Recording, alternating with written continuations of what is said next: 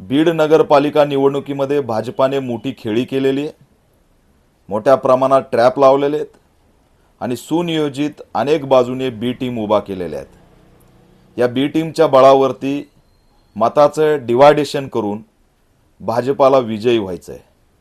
परंतु आम्ही राजकीय RSSची सत्ता उद्ध्वस्त करण्यासाठी पॅन्थर म्हणून ठोस भूमिका घेणार आहेत।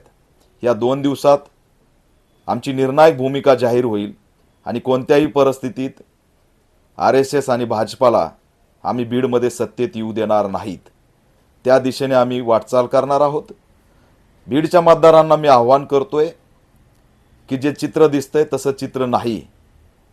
कोणत्याही बाजूने तुम्ही विचार केला तर भाजपालाच असणारं पोषक वातावरण आहे।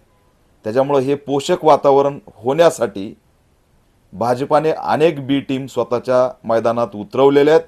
त्यांच्यापासून सावध राहण्यासाठी आम्ही असणारं निर्णायक भूमिका लवकरच जाहीर करणार आहे।